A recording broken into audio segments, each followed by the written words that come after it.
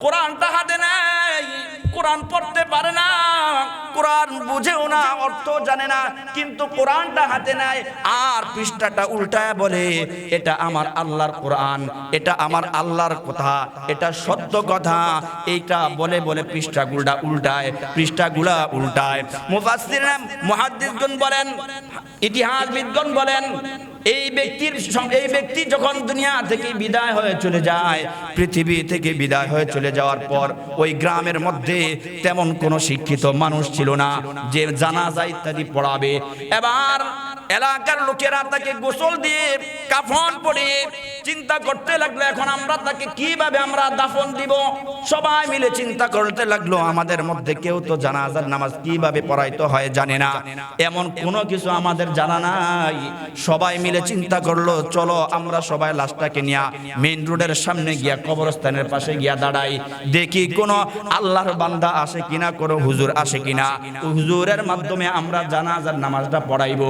এই কথা বলে এলাকার লোকেরা ওই ব্যক্তিটাকে নিয়ে গোরস্থানের সামনে যায়। সামনে যাওয়ার পর দীর্ঘক্ষণ সময় দাঁড়ায় আছে, কোনো মানুষ আসে না। হঠাৎ করে তাকায়া দেখে একজন সরকারি চাকরিজীবীওয়ালা একজন ব্যক্তি আসতেছে। আইসা মানুষদের জড়ো হওয়া দেখে ডাক দিয়া বলতেছে, তোমাদের কি হয়েছে, কি সমস্যার জন্য তোমরা এখানে দাঁড়িয়ে আছো? বলে, শোনান ভাই, কে আপনি? আপনার পরিচয় আমাদের জানা নাই, তবে আমরা এই এলাকার মানুষ, সাধারণ মানুষ, আমরা ইসলাম ধর্মের মানুষ, কিন্তু আমরা কোরআন সম্পর্কে তেমন কোনো কিছু জানি না, ধর্ম সম্পর্কে আমরা তেমন কোনো কিছু জানি না, মানুষ মারা গেলে কিভাবে তাকে জানাজা দিতে হবে এটা আমরা জানি না।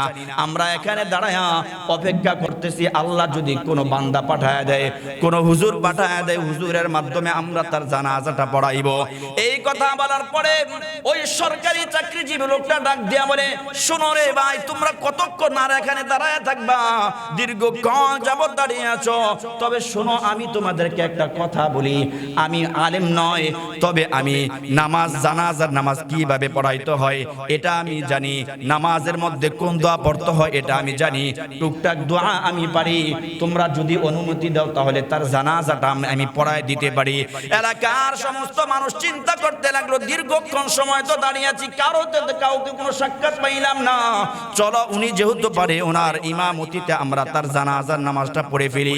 এবার জানাজার নামাজটা পড়ানোর পরে ওই লোকটা যখন সাইকেল চালায় চলে যেতে লাগলেন, এলাকার লোকেরা ডাক দিয়া বললেন, ভাইজান, আপনি নামাজটা পড়াইলেন, নামাজের পরে আমরা তাকে কিভাবে দাফন করব এটাও তো আমরা জানি না। এবার লোকটা আবার ফিরে আসলেন, চিন্তা করতে লাগলেন, যেহেতু নামাজটা আমি পড়াইয়া দিলাম, দাফন কাফনের ব্যবস্থা যেহেতু এরা জানে না, তাহলে আমিও দাফনের ব্যবস্থাটা করে দিয়ে যাই। লোকটা সরকারি চাকরিজীবী, তার ডিউটি বাদ রেখে তিনি ওই ব্যক্তির দাফনের ব্যবস্থা করলেন। দাফন দেওয়া যখন শেষ, সবাই মিলে আনন্দ খুশি হয়ে গেছে। এবার ওই লোকটা চলে যায়, তার ডিউটির জন্য রওনা হয়ে যায়। অফিসে যাওয়ার পর তাকায় দেখে সরকারি চাকরি করার জন্য তাদের একটা ডকুমেন্টারি থাকে, ওই কার্ডটা দিয়া অফিসের মধ্যে ঢুকতে হয়। হঠাৎ করে তাকায় দেখে ওই কার্ডটা তার সাথে আর নাই, তাহলে তাকে ওই অফিসের মধ্যে ঢুকতে দিবে না। চিন্তা করতে লাগলো, এই চাকরির মাধ্যমে আমি জীবিকা অর্জন করি, চাকরিটা তো আমার দরকার, কোথায় হারিয়ে গেল? আবার ওই এলাকার কাছে ফিরে যায়, লোকদের কাছে গিয়া বলে, ভাইজান, আমি তোমাদের এত বড় একটা উপকার করলাম, হঠাৎ করে তাকে দেখি আমার যে কার্ড, আইডেন্টি কার্ড, ওইটা আমার কাছে নাই, আমার ওই কার্ড ছাড়া আমার অফিসে আমাকে ঢুকতে দিবে না। সবাই মিলে চিন্তা করতে লাগলো, যদি তোমরা বলো তাহলে ওই কবরটা আমি একটু খনন করে দেখতে চাই, আমার কার্ডটা কি ওই কবরের মধ্যে পড়ে গেছে কিনা।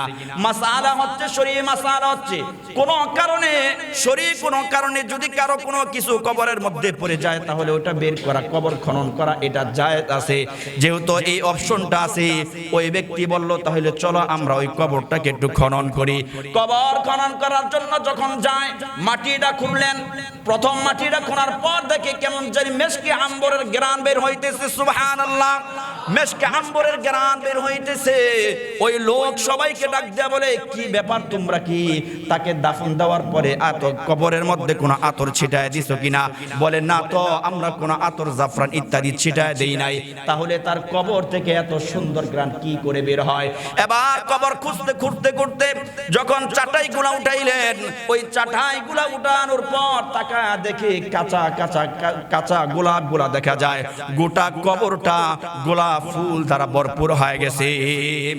এই কথা বলার পরে ওই সরকারি চাকরিজীবী চিন্তা করতে লাগলেন, কি ব্যাপার, এত আশ্চর্য ঘটনা কি জন্য ঘটলো, আমি এটা একটু তদন্ত করে জানতে চাই।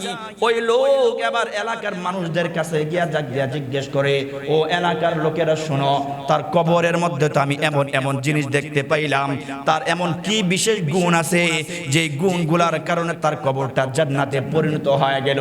এলাকার সমস্ত মানুষ তেমন কোনো গুণ খুঁজে পায় না। এবার সবাই মিলে বলতে লাগলো, তার একটা মেয়ে এখনো জীবিত আছে, তার মেয়ের কাছে গিয়া তোমরা জিজ্ঞেস করো।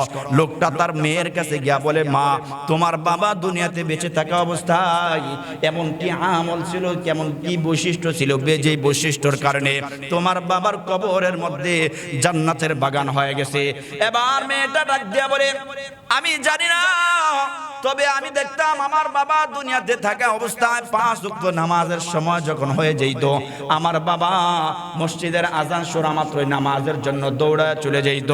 আর আরেকটা গুণ ছিল, প্রত্যেক দিন ফজরের নামাজের পরে সকালবেলা আমার বাবা কোরআন পড়তে পারে না, ওই যে তাকের মধ্যে একটা কোরআন দেখা যায়, আমার বাবা কোরআনটাকে হাতে নিয়া শুধু পড়তেন বিসমিল্লাহির রহমানির রহিম, বিসমিল্লাহির রহমানির রহিম পড়তেন।